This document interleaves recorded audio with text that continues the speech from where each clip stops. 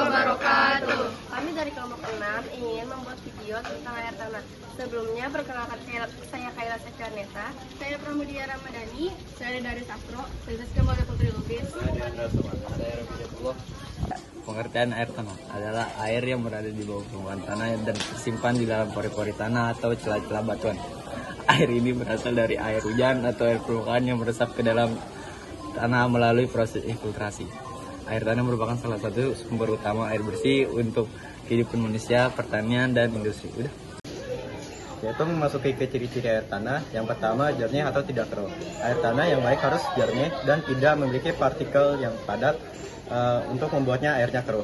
Yang kedua, tidak berwarna. Air tanah yang baik itu yang tidak berwarna dan terlihat transparan. Yang ketiga, rasanya tawar. Air tanah yang baik rasanya tawar dan tidak memiliki rasa yang tidak biasa. Yang keempat, pH-nya netral. Air tanah yang baik itu memiliki pH yang netral, yaitu sekitar 7. Yang kelima, tidak mengandung zat kimia yang berbahaya, yaitu air tanah yang baik tidak memiliki zat kimia yang berbahaya seperti zat logam berat atau pestisida atau zat-zat lainnya yang dapat membahayakan kesehatan manusia. Selanjutnya ada jenis dan proses terbentuknya air tanah. Yang pertama ada air tanah baru atau juvenil. Proses terbentuk air tanah juvenil berasal dari proses geologi dalam bumi, terutama dari magma. Saat magma mendingin dan mengkristal, gas-gas yang terjebak, termasuk uap air, dilepaskan. Uap air ini kemudian naik ke permukaan dan mengalami kondensasi menjadi air. Tanpa pernah berhubungan dengan atmosfer sebelumnya, ini adalah air baru yang tidak berasal dari siklus hidrologi biasa.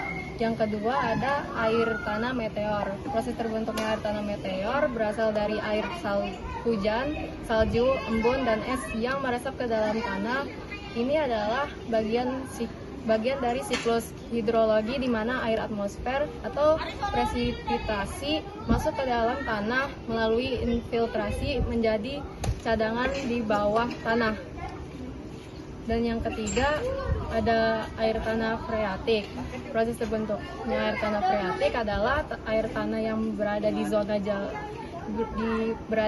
zona jenuh air dekat permukaan di atas lapisan kedap air atau akifer tidak bertekanan. Prosesnya adalah air hujan atau air permukaan meresap ke dalam tanah dan mengisi pori-pori tanah atau batuan sampai mencapai lapisan yang kedap air. Permukaan bagian atas dari air ini disebut muka air tanah. Dan yang keempat, air tanah dalam atau artesis. Proses terbentuknya air tanah artesis terbentuk ketika air hujan meresap ke dalam lapisan batuan berpori atau akifer yang berada di antara dua lapisan kedap air.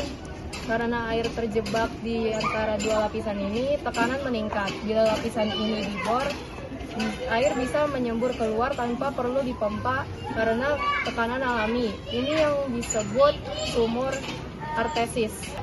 Manfaat air tanah yang pertama itu ada sumber air minum. Air tanah menjadi sumber utama air bersih untuk konsumsi manusia. Yang kedua itu ada irigasi pertanian, digunakan untuk mengairi lahan pertanian, terutama di musim kemarau. Yang ketiga, kebutuhan industri. Banyak industri menggunakan air tanah untuk proses produksi. Yang keempat, menjaga keseimbangan ekosistem. Air tanah membantu menjaga kelembapan tanah dan mendukung kehidupan tumbuhan dan serta hewan. Yang kelima, mengurangi resiko banjir. Cadangan air tanah yang baik membantu mengatur aliran air di permukaan. Upaya konservasi air tanah. Yang pertama, pembuatan sumur resapan. Membantu air hujan meresap ke dalam tanah, menambah cadangan air. Yang kedua, penghijauan dan reboisasi akar. Tanaman membantu meningkatkan infiltrasi air ke dalam tanah. Yang ketiga, pengolahan daerah tangkapan air. Melindungi kawasan resapan air dari alih fungsi lahan yang tidak terkendali. Yang keempat, penggunaan air secara hemat. Mengurangi pemborosan air dalam kehidupan sehari-hari. Yang kelima, pengolahan limbah. Mengurangi pencemaran air tanah dalam mengelola limbah domestik dan industri secara baik. Yang keenam dan terakhir, edukasi masyarakat. Meningkatkan kesadaran masyarakat tentang pentingnya menjaga air tanah.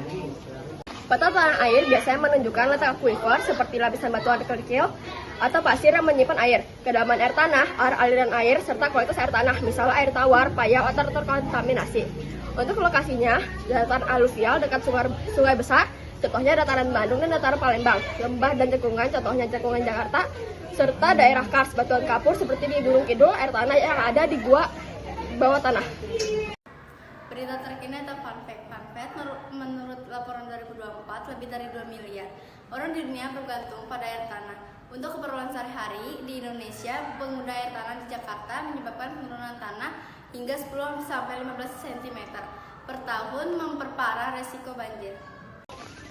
Sekian dari kami. Terima kasih telah menyaksikan. Kurang lebihnya mohon maaf. Wassalamualaikum warahmatullahi wabarakatuh.